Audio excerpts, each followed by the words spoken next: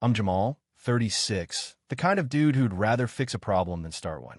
Not loud, not extra, just the guy who shows up with a toolbox when life breaks down. Maybe that's my superpower, or my kryptonite. Either way, after the past few months, I've got to unload this story before it eats me alive. If you've ever poured your heart and wallet into someone only to get a swift kick in the shins, buckle up. This all kicked off with my cousin Aisha's wedding. Aisha and I grew up tight as siblings in the humid, food truck-packed streets of Houston.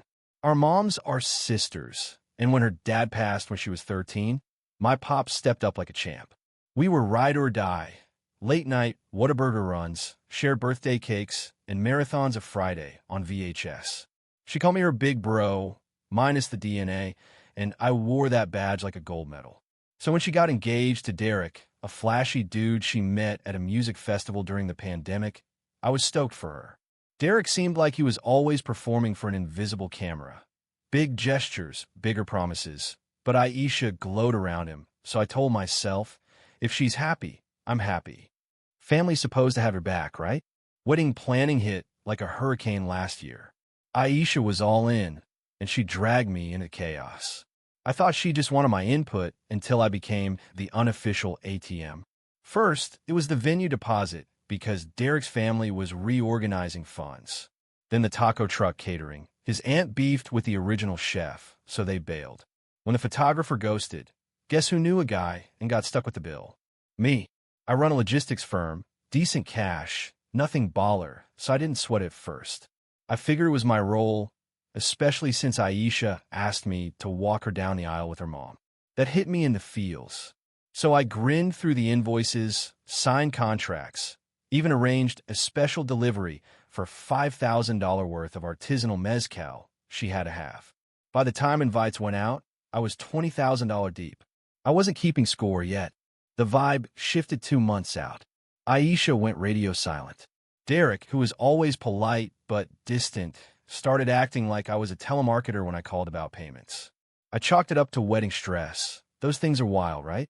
I didn't want to make it about me. Then came the bridal shower I wasn't invited to. I found out via my uncle's Instagram. Aisha in a sundress, laughing by a missus. Coleman cake, balloons everywhere. I figured it was a ladies-only deal, but nope, our 17-year-old cousin Malik was there, juggling mocktails. That stung. Still, I zipped my lips. Didn't want to ruin her moment. Told myself I was overreacting, until a week before the wedding, when the whole thing blew up like a bad taco. I was in my office, finalizing a refrigerated truck for Aisha's custom floral arch, because of course it needed climate control, when my phone pinged. A text from her maid of honor, Tasha. Hey Jamal, heads up. Aisha's super stressed, and Derek's fam thinks you might be too intense for the wedding. They're worried about drama, so they prefer you sit this one out. Hope you're cool with it. I read it 3 times, my brain short-circuiting. Confusion, disbelief, then a gut punch so hard I nearly lost my lunch. Uninvited. Not by Aisha, but through her minion. After the venue, the tacos, the mezcal, the backup generator I booked because the rural estate venue had a history of power flickers. I called Aisha, voicemail. Texted, Tasha says you don't want me at your wedding. Is this real? Crickets. Not that day, not the next. Nothing. I didn't beg or rage like I might have before. Something in me just clicked off. I thought about every time I put her first, covering her car payment in college, defending her to skeptical aunts. I remember my dad's advice. Want to spot a user? Stop being useful. The generator, mezcal, truck, all in my name, all refundable if you move fast. So I did. Called the generator company. Canceled, full refund, still in the 72-hour window. The mezcal supplier? I spun a sob story, and they refunded me, even resold the bottles. The truck? Canceled. Driver thanked me for sparing him a long shift. The catering? Trickier. Deposit was gone, but the balance wasn't paid. I told them I wasn't covering it and to call the bride. No warnings, no heads up. I let the silence do the dirty work. Wedding day, I stayed home, ordered wings, and watched a Rockets game with my phone off. Didn't need to see the chaos. I knew what I'd sparked. Next morning, I woke to 132 missed calls. Aisha, Tasha, my uncle, even Derek. Texts like, Where's the generator? Mezcal never showed. You canceled the power? You ruined our day. Social media was a dumpster fire. Blurry clips of guests sweating in a dark, muggy ballroom, fanning themselves with menus. Videos of selfie attempts by flashlight, makeup melting, tempers hotter than Houston asphalt. One waiter explained in a shaky voice that the kitchen couldn't serve the entree due to a refrigeration failure. Another video showed the DJ packing up while someone off-screen shouted, "You said this was taken care of." But the video that really made me lean back and take it all in was a 3-second TikTok clip. It was Aisha, her hair a sweaty mess, mascara running, screaming in her phone, "I don't care how, just get the lights back on. This is supposed to be my day." It went viral with the caption, "When the power and catering bail on your perfect wedding." The comments were brutal. This is what happens when you treat the people paying for your dream like garbage. I saw familiar usernames, friends of friends, even a few of my coworkers laughing, asking, "Was this the wedding you paid for?" For a few hours, I just sat there, watching it all unravel in real time. There was a strange satisfaction in seeing her perfect world collapse, but there was also a hollow ache in my chest. Because, despite everything, despite all the disrespect, I didn't want it to go down this way. I wasn't after revenge. I just wanted acknowledgement. I wanted a call saying, "Hey, I'm sorry. I was stressed and took it out on you." I'd have forgiven her, but instead, she doubled down. Around noon that day, I got a voicemail from Aisha. No greeting, no apology, just a clipped, furious voice. "I know what you did. You think you're clever. You embarrassed me. You made me look like a fool in front of Derek's family. You think people don't know you're the only one petty enough to pull something like this?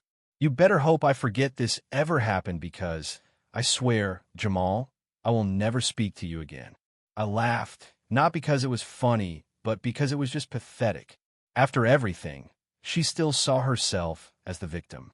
No mention of the uninviting text, no acknowledgement of the thousands I spent, no responsibility, just venom and blame. And still, I waited for even the smallest sign of self-awareness, a follow-up message, anything. But there was nothing. Then the story started. Apparently, Derek's family was livid. His father stormed out halfway through the reception when the power didn't come back and the mezcal never showed. Guests left early, the dance floor never opened, and half the photos were taken in near darkness. The backup cake, which Aisha had downgraded me to paying for after picking an expensive floral display, melted. And because the photographer's battery packs weren't properly charged, there were no reception photos at all. I heard through the grapevine that Tyler, her now husband, was beyond embarrassed, and that his parents blamed Aisha for letting some unstable cousin handle the logistics. Apparently, the honeymoon got postponed due to emotional reasons, and their wedding hashtag trended for all the wrong reasons.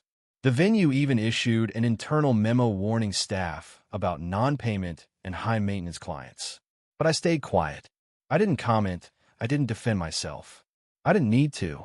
Everyone knew the truth, even if they tried to spin it. Erica could cry sabotage all she wanted, but the receipts were in my inbox. The contracts were in my name, and I kept the entire paper trail, just in case. It was a few days later when my aunt finally called.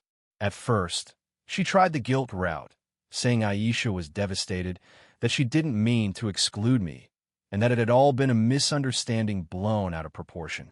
I didn't even get angry. I just calmly said, "She told me I was too embarrassing to be seen at her wedding." I didn't argue. I just stopped helping. There was a long silence on the other end. Then my aunt said something I'll never forget. "You know, she looked up to you. You were like a second father to her." I replied, "Then maybe she should have treated me like family." That was the end of it.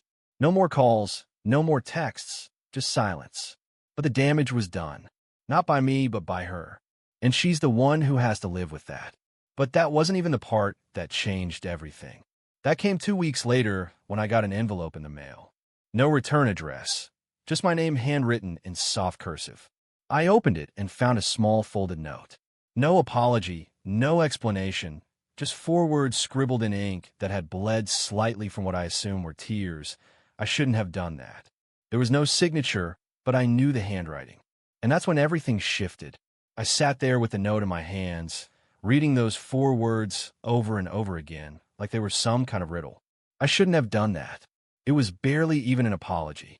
No details, no ownership, no attempt to fix anything. Just a whisper of regret written in the kind of hesitant ink that made me wonder if she wrote it with a trembling hand. And honestly, that part hurt more than the screaming, the blame, the coldness. Because it told me that somewhere deep down, she knew what she did, but not enough to say it to my face. For a few hours, I kept the note on the kitchen counter while I paced. The living room. I thought about everything that led to that moment.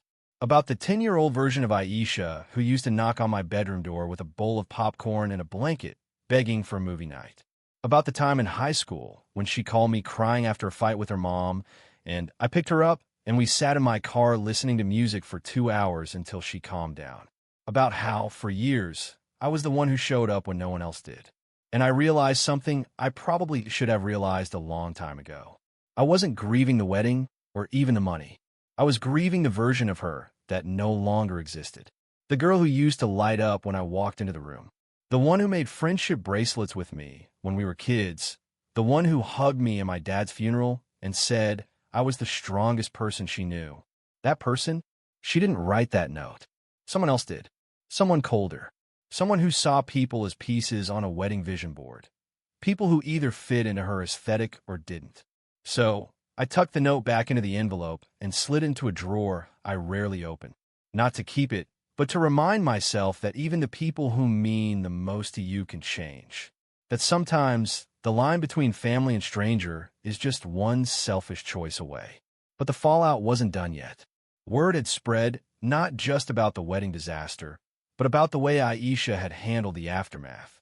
Apparently, one of Derek's cousins, someone I'd never even met, posted a long rant in a Facebook group for wedding planners. She didn't name names, but she described everything in painful detail. The blacked-out ballroom, the overheated guests, the champagne that never arrived, the entitled bride who ghosted the person who funded half her wedding. It went viral. Comments poured in. Vendors shared their horror stories. People speculated, and within days, the story got picked up by a lifestyle blog that did a full expose on the wedding that melted down. Literally, Aisha tried to do damage control. She took down all the wedding photos from her Instagram, made her profile private, tried posting vague quotes like, "Some people will betray you no matter how much you give," and protect your energy. But it didn't work. People knew. And even worse for her, at least so did her new in-laws. I didn't hear this directly, but my aunt, who's never great at keeping things to herself, let it slip during a phone call with my mom. Tyler had started pulling back. Cold shoulders, short answers. Talking about trust and image and how you can't build a marriage on secrets and disaster. I wasn't sure whether to feel sorry for her or not, but I did know one thing. She built the whole thing on a cracked foundation, and now the cracks were showing. It was around this time that I got a call from someone unexpected, the photographer I had originally booked. His name was Elijah, a guy I'd gone to college with. He'd done corporate shoots for my company before, so I trusted him. He called me up and said, "Hey man, I just wanted to say thank you." I asked what he meant. He said, "I got 10 new bookings this week." Apparently, someone on Reddit found out I was almost the guy who shot that wedding and gave me a shout out for dodging a bullet. We laughed about it, but after we hung up, I sat there thinking. Somehow, without ever saying a word publicly, I'd become the ghost in the story, the unnamed man behind the chaos. The shadow figure who flicked the first domino and walked away. And maybe that was for the best. I didn't need to be seen. I didn't need applause. I just needed peace. But peace is a strange way of getting interrupted. One afternoon, maybe a month after the wedding, I got a knock on my door. I wasn't expecting anyone. And when I looked through the peephole, it was Derek. He looked different, less polished. His shirt was wrinkled, collar undone. He was holding something in his hand, an envelope. I hesitated, then opened the door. Before I could say anything, he said, "Can we talk?" And in that moment, standing there with a man who married the person who had treated me like a stain on her perfect canvas, I felt the final shift. Because I could tell from the look in his eyes, this wasn't about patching things up. This was about secrets. And whatever was in that envelope was going to change everything.